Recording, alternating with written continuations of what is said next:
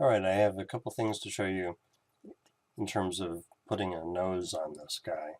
This is the image for the nose. I think that like the magnetic lasso is going to be a good choice here. I'm going to click here where there's a really obvious edge, and I'm not clicking or anything, I'm just like going along here, and I don't want that thing on the end, so I'm going to dip under here and then follow. Now here I'm going to click because it seems to want some assurance that that's the proper edge. Going along here, click again. Down here it might get a little dicey. Yeah, see, it's not sure. It likes the edge of the shadow a little bit better than the edge of the form. So I'm going to click a few times along here. Let's see, it's shifted to the shadow edge there. So I'm going to try to stay inside of that. But such an obvious edge, it's really having very little trouble tracking that. And this is going to be a smoother selection than the quick selection tool would make. If I do select and mask here, we see that there's kind of a highlight down here that I don't particularly like. I can do a little smoothing, although it's pretty smooth anyway. But then I'm going to do a little bit of a shift in on the edge. Lose a little bit of this highlight there.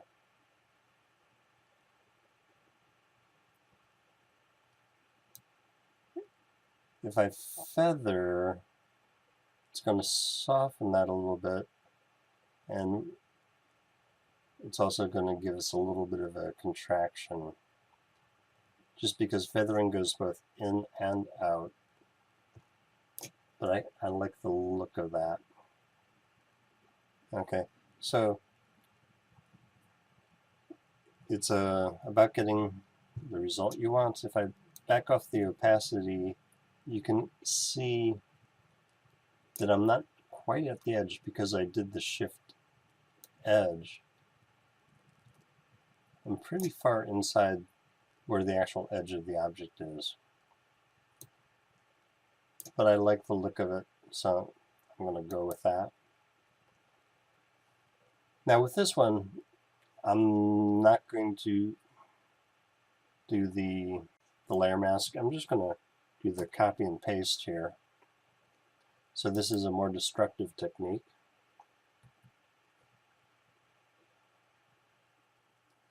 Okay, I'm copying an image that was a different color profile.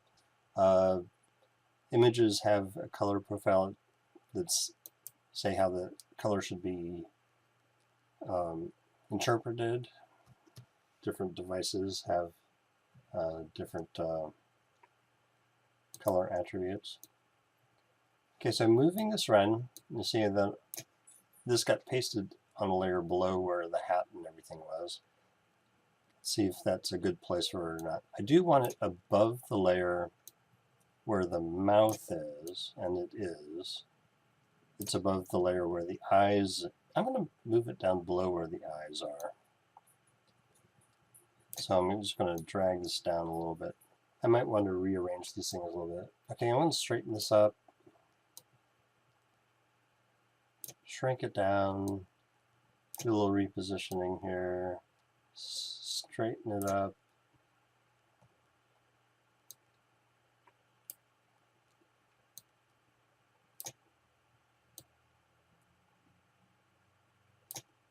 Okay, trying to get like a good nose shape here.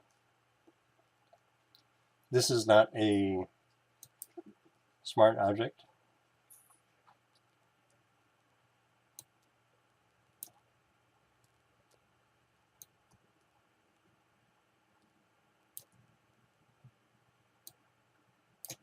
Okay, so I'm going to go with that kind of nose. And I'm going to click OK here. Now to get the shading, I could do the drop shadow thing, But there's a, to get the shading, I could do the drop shadow thing and do all the kind of adjustments with that, make it a little softer, less of a spread. Let me go in here and rename this, call this nose so I can find it easily. We have a squash with a drop shadow. Now, one other thing I want to do with this is demonstrate a blending of this so that it emerges from the head. And to do that, I'm going to change the transparency of this squash using a layer mask. Now, when we've created layer mask before, we've started with a selection and then added a layer mask, and it converted the selection into the layer mask.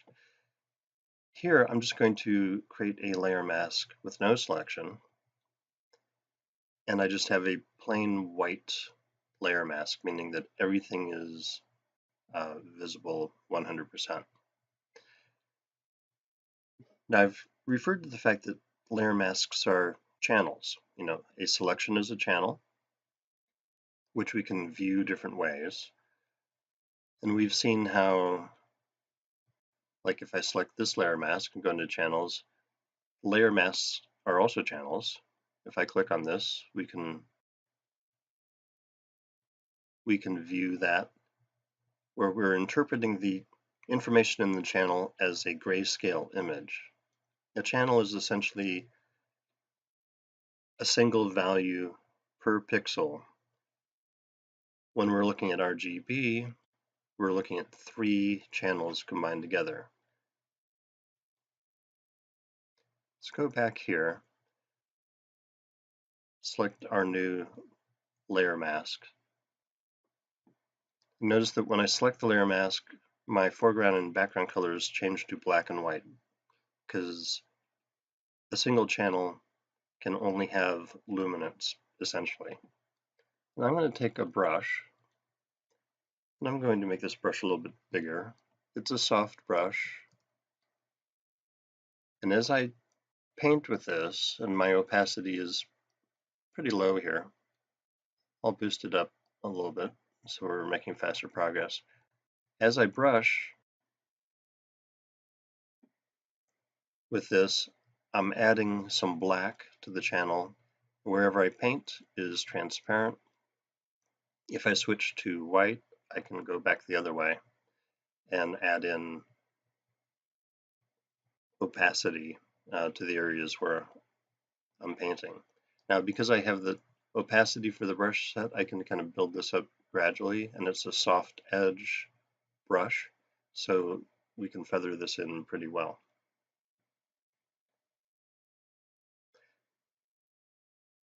Now, one thing you might notice is there's actually some, here, let me switch back to black.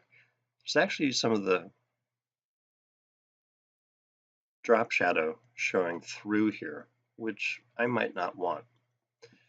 This brings me to another point about using layer styles like drop shadow in a situation like this. It's not always the best approach. I want to demonstrate another way of creating the shadow here. So I'm going to get rid of the drop shadow. And you see the effect here. And I'm going to create my own shadow using a brush, but with a similar effect that I have more control over. So below the nose, so I'm going to go down one layer here and add a layer. And I'm going to now put that inside the mouth group that I created. I'm going to drag that out here. Don't want it in the group with the mouth. This is going to be my nose shadow layer. And the shadow is going to be cast on the layers underneath, like the melon. Now shadows,